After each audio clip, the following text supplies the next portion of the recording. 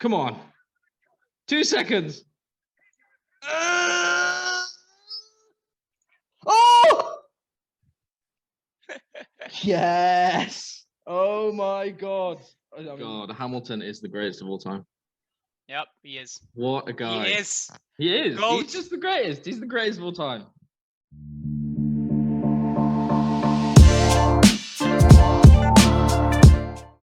Good afternoon. Welcome back to Front Office Report, guys. I'm here with Gabbo. We have literally just watched the end of the British Grand Prix. Lewis Hamilton is just doing his victory lap, which I'm just really drinking in, absolutely loving it. How you doing, Gabbo? You all right, man?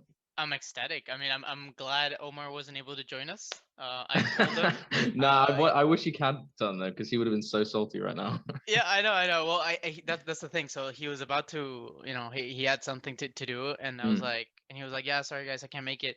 And I was like, no, that's okay, don't worry about it. 7, I can do it. Just know that there won't be anyone to defend Max. And he's like, whack. It's true. So yeah, whoops. I mean.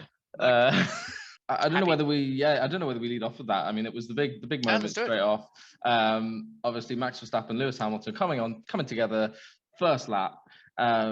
I think again we sort of had, I don't know if there is a little bit of Lewis bias from me and you, but I still feel it was just a bit of a racing incident really. It looked as though Lewis went for the move. Okay, he hadn't completely passed him, but it's not as if he turned into Max. Max should have been aware of where he was. I thought Max was turning into Lewis, if anything. But yeah, what's your take on it? Yeah, well, I mean, look, Hamilton had a great start. It was kind of like the inverse of what happened in the sprint race where Verstappen had the great start. But yeah, no, I mean, look, in my opinion, it's also a race incident. The thing is, with these rulings, it's so hard to really understand because, then you see the penalty that George Russell got yesterday, and it's that was utterly ridiculous. You can see George Russell turning the wheel as much as he can, and he bumped into the other guy. So it's I don't understand these scenarios. What's he? Yeah, what are they supposed to do in this situation? Exactly. You're just taking away the racing element of racing. So, that's what I'm saying. You're supposed to give that away.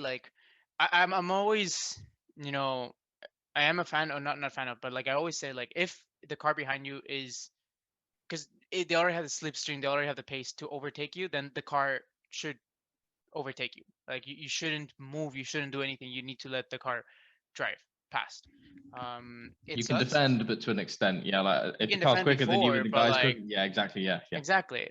If you're entering a corner on the outside, stick to the outside. If you're entering a corner on the inside, stick to the inside, and that's what happened. And I don't think Verstappen was obviously trying to push Hamilton or squeeze him in. I actually think that Verstappen didn't see, maybe there was a blind spot and he didn't see that Hamilton was actually as close as he would have thought, and what happened. But I will say, Verstappen was wiggling a little bit before the corner, which pushed Hamilton into taking the inside. But I don't know, that was an intense first couple of 4 turns. Obviously good. I did hear that Verstappen was taken to the hospital for more checkups. Yeah, but it was walking. He was walking around. He seemed okay. I did hear during the race, apparently Helmut Marko, who's the head of Red Bull, was saying that Lewis needs to be suspended for a race. Yeah. I think that's slightly excessive. Let's see if the FIA do anything else. But yeah, I mean, they're always going to do that, right? They're always going to point fingers. Hamilton is not going to stand up and say I did this. I tried to hit him or something. Yeah, exactly. And Red Bull is not gonna be there and say, "Oh no, it was our fault." Hamilton raced well. At the end of the day, they're chasing points. Everyone is chasing points. Yep. So anything they need to do, they can do. They're gonna do. Yeah. I think to gather your opinions, people, on what happened, don't listen to the constructors. Don't listen to what Toto says. Don't listen to what Horner says. Listen to the commentators. Listen to the former drivers. I'm pretty sure Nico Rosberg is going to do a nice analysis about this in one of his channels. Yeah, there's quite a few former drivers that are setting up YouTubes and stuff. So keep an eye out for that. Yeah. So yeah, that sort of set up the race at the beginning. Obviously, Max went out, red flag. Everyone came in, and during the red flag, it turns out Charles Leclerc has ended up taking P1 following sort of the hit between Lewis and Max. Charles ends up P1. And for the majority of the race, Charles was actually very, very good. I was impressed by not only him, but also Carlos and just the general Ferrari pace. I think I was surprised. I didn't expect them to look as good as they did. Thoughts on the Ferrari car maybe being a bit better than we thought? We've talked about this every weekend. They are so inconsistent. Like they go from being like out of the points to being top finishes, podiums, top qualifiers. Like I don't understand what's happening with that car. You know, when the race restarted, I was like, okay, this is, you know, Hamilton and Bottas are just gonna pass through. And the thing is, like, Mercedes needed to win first and second plus the fastest lap, and Red Bull not to score any points for them to tie the constructors. So definitely that didn't happen because Leclerc did finish second. But I was like surprised at how fast Charles was, and even with engine issues throughout the whole race, you know, his engine stopped multiple times. Excuse me. Yeah, he was having some problems there. Yeah. But then this is what I don't get, and obviously this comes along from like the driver and the engineering behind it. You know, charging up the battery to use extra pace. You know, using tire management, brake management, all these things that kind of like at the long term, the things you do at the beginning of the race to then make use of at the end of the race. Yeah. And you can see that with Hamilton and chasing Charles over the last 10 laps. Like it was incredible. I mean, Hamilton was a second faster every lap towards the end. And at the beginning, you're like, why didn't that happen before? And it's probably because Charles was pushing as much as he could there. Yeah. While Hamilton was more worried about tire management. And I do remember one point, the Ferrari engineer came on the radio and says something like, "Oh, you good pace. How much can you maintain it?" And he said, "Oh, I've got plenty in the tank," as if he was pretty confident in that he could speed up if necessary. But again, once Hamilton started to catch him, I mean, once he got past Bottas, it was And they were talking about something that they had to use at the end, like some extra pace, and then you can hear in the comments like maximum race engage or something. Yeah. And I was like, okay, maybe Hamilton doesn't catch up, but nothing happened. It was just a formality by the end of it, wasn't it? But a fantastic win. And I tell you what, just a great race, like a really good race. There was some great storylines sort of from top to the bottom of the grid. Was there anyone else that you wanted to highlight? Well, Perez, I was a little weirded out by Red Bull's decision. Perez had a great race, amazing race, having started last, worked his way up to 8th in the last, I think it was lap 40 out of 52, and they decided to pit him for fresh tires. And the strategy was to gain that extra spot to 7th over Alonso. And it ended up costing them all the points. They ended up 16th. I don't understand what they tried to do. I didn't get that either. At the end of the day, you're already pushing. You're there. Like, unless the tires were about to like pop, which I'm guessing that could be the case, but I don't know. But risking it all for an extra 2 points when you took away 5. I mean, you're already gonna. I mean, the fact that he's come back and taken 5 or 6 is so like pretty good. So just take that and be happy. Yeah. I don't understand. Alonso is another guy that I'd love to talk about. He had a great race. Alonso and Raikkonen are like something spark. I feel like these two get together with some, tobacco and alcohol and scotch. And just you know what? Let's show these kids how it's done. And they've been racing so well. Yeah. So well. I wonder how long Raikkonen is going to go for. Like, he's got to be, 38, 39? Like, something mad like that. And he doesn't really seem to be slowing up that much yet. No, and I think it shows the love for the sport that they have. They want to develop. They want to help develop these cars. Alfa Romeo, Alpine. They really do care about the sport and want to bring these companies higher. I mean, Alfa Romeo has been climbing up slowly and steadily.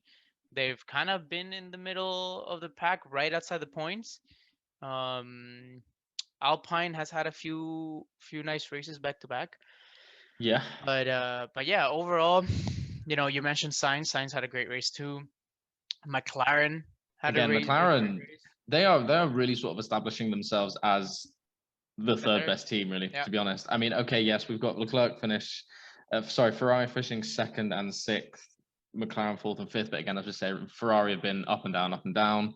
I think McLaren have been the third best team this year. If you look at the year as a whole, they've been fantastic. Ricciardo with a really good, solid 5th place, which he sort of really needed. Good confidence booster. I'm sure Omar will be delighted about that. Oh, absolutely. He defended Sainz for like 20 laps. a good long portion of that race. Yeah, like he did really well with that. And then even Stroll coming up with the top 8, I think is pretty solid for a guy who hasn't performed fantastically recently. Just a really exciting race. Obviously, we had collisions. Vettel spun at one point. Some good sort of overtaking battles here and there. So just a really, really good race. Yeah, honestly, like surprisingly, I was telling, I think it was you or Omar, I can't remember, or both actually, that when I play F1 2020 or F1 2021, I can't remember. This is one of the toughest races to do. Like that S chicane, like it's so hard to hold. But I mean, I knew it was going to be an intense race. You know, it's Hamilton's home turf. It's Norris's home turf. Sadly, Norris had a bit of a struggle with the pit. Unfortunately, Sainz did too. Well, I think at one point the commentators just said, "Do we think maybe the heat is affecting some of the equipment?" Which, I mean, it's 30 degrees. Very well could. Air temperature, let alone sort of the tires heating up, and then all the equipment, the guns, the nuts, like. It could possibly be affecting it. Yeah. Very well could. It just makes me wonder, like, okay, let's put a caveat out there. Like, obviously, you and I are Hamilton fanboys to the death, like just a bit. Verstappen, like go Mercedes, Yeah. This was very reassuring for Mercedes to say, hey, we got the pace. But there's no comparison really. Like, what if Verstappen was there? Like, sure, like at the beginning it was super, super, close and everything. But what if Verstappen had been there?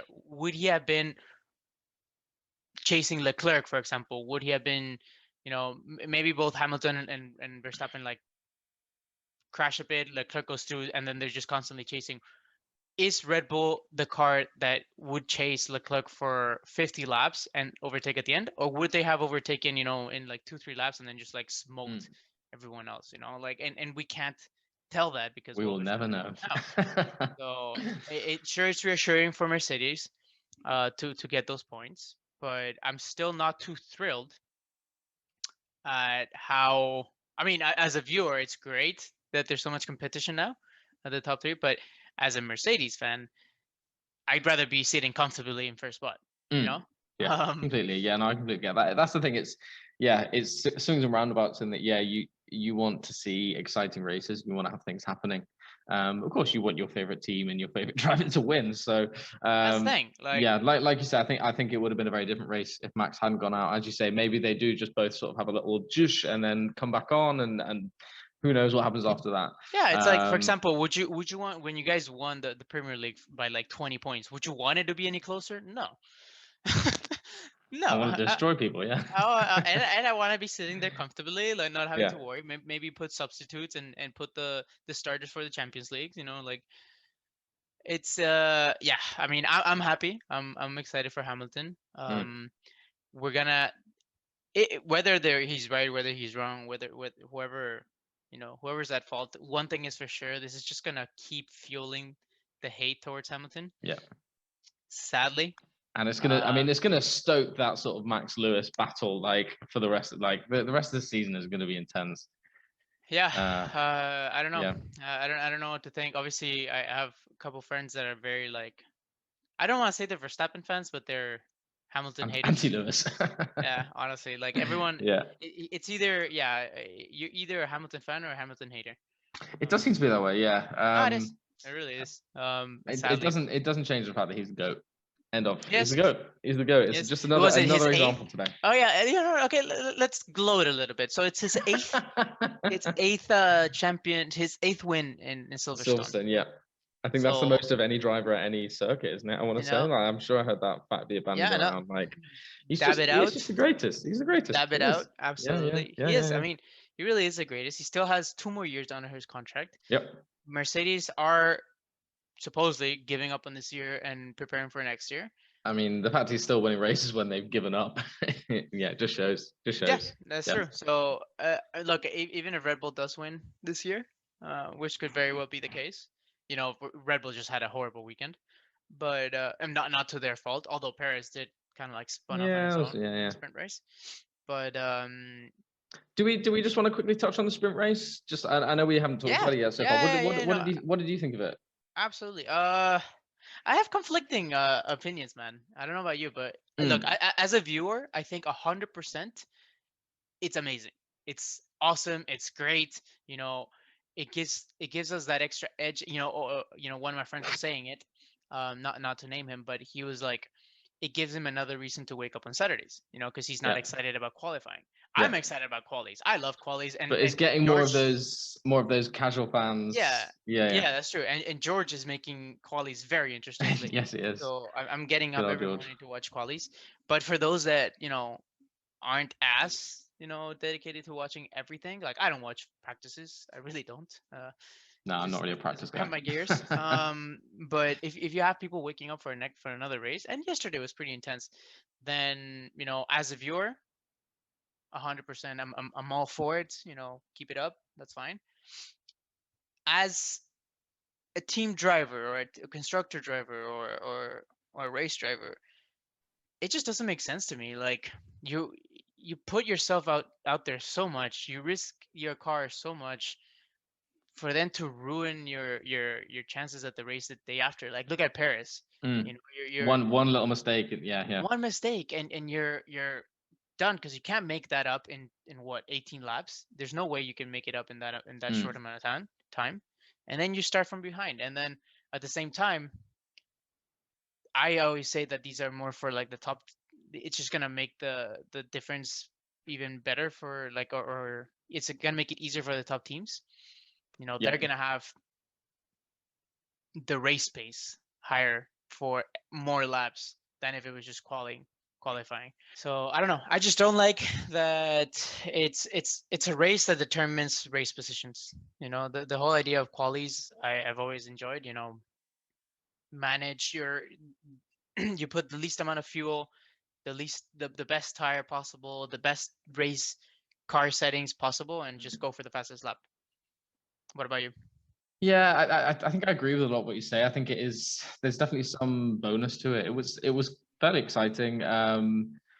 Hamilton, following the sprint race, has already said there might be some changes. He said sort of don't know how it was for the fans, whether it was exciting or not. I think there is potential for this to be something, but I don't know how it really fits in. Like you say, the practice qualifying race format has been as it has been for I don't know how many years, and it just works. I don't know how I feel about that sprint race being the way that people actually qualify for the full race. Like I'm not sure about that. Yeah. Because again, like George Russell is a good example. Mr. Saturday, he comes out in qualifying, he puts his car on 8th in P8 during qualifying for the sprint race, but then by the time the sprint race happened, I think he fell down to like 12th or something like that. Like he doesn't have the race pace to be able to keep up. So he's then ruining his chances for getting more points on the Sunday. Realistically, the points in the sprint race are only going to go to Verstappen, Hamilton, and then Perez / Bottas / maybe Lando, because it's only for those top 3 spots, unless some crazy thing happens and you do get like 5 or 6 drivers all crashing or something. But then if you have 5 or 6 drivers crashing during the sprint race on the Saturday, they're all out for the Sunday race. Like that's the thing. It ruined, yeah. So that's bound to happen. Because eventually it will, yeah. They say it's not a race, but we all saw it yesterday. It was a race. Oh, it was a race. Yeah. It was one hell of a race. And you're right. If there's one crash and it takes down 5 drivers, all those 5 drivers are jeopardized for the next day, and not just for the positions. But what if you break something in the engine or the transmission or something, and then you have to change it? And with regulations, you can't the day after, so you get grid penalties, and it's like, what are we doing? Yeah. And then you're rewarding the top elite that are always going to be there for 3 to 1. Like, why am I racing for Yeah, honestly, for everyone else, it's like for your Schumachers and your Mazepins, like what's the point in them being there? You honestly, might as well just have you might as well just have the top 10 do the sprint race and leave it at that. Yeah, I was gonna say, like, if I were the other 17 racers, and I'm gonna say 17 because literally just the top 3, I would call all 17 racers and be like, hey, how about we sit this one out? Yeah. Let's leave it at qualies. Let's let the top 3 race, and then whoever, if they can figure out their points, they can screw up their tires. That could also be quite fun, just seeing the 3 of them go at it. Like, that could be interesting, yeah. And the thing is, with that, is it's also that's something that I would like to see. Like, you're rewarding them with extra points, but you're also costing them wear in their tires, their engine. So it's like, okay, do you want to race for those extra points? Go ahead. But race is going to be a little tougher because your tires are going to be a bit more exhausted. The engine's going to be more exhausted. Because I just don't see how it's necessarily fair for those lower down. Like, as Mazepin and Schumacher is like, why am I here? Yeah. I mean, I guess they get more experience in the car, but I mean, I think there is something in it. Whether it does just need a bit of tweaking. I mean, it's nice that they're trying new things, but we'll have to see how that goes. So I think we'll leave it at that. Is there anything else you want to add? I think that's probably summarizing the race fairly succinctly.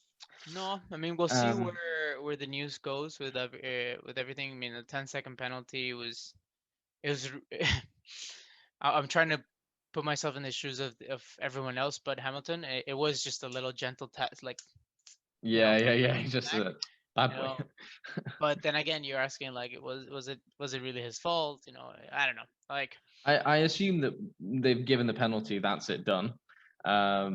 But I mean, let's see if the FIA decide to make anything else of it. I think that should be it. You gave him the 10 seconds. He's penalized for the race. Yeah. We move on. We go on to next week. Suspending someone for a whole race is a little. I think for that sort of incident, I don't think there's enough in it for that. Yeah. I think that'd be excessive. Yeah. There's been worse. Oh, definitely. Verstappen has done a lot worse than that. Even the Austria ones. And they got 5-second penalties. Yeah. And this one was kind of like FIA saying, okay, if we don't do anything right now, everyone's gonna hate us. So let's give him 10-second penalty. Yeah. So whatever. Yeah. But anyway, we'll see. He won. So that's the main thing. He won.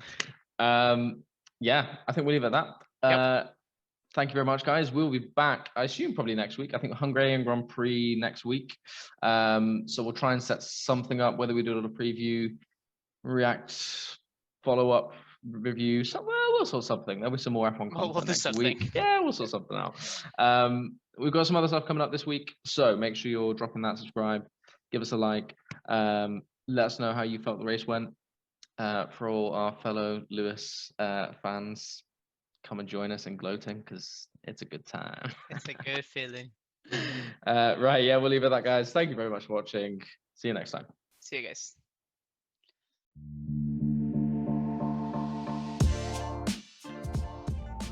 Hey guys, thanks for watching. If you like hearing us ramble about sports, feel free to subscribe at the top right, check out the next videos on the left, and feel free to leave us a like at the bottom. Thank you guys for watching.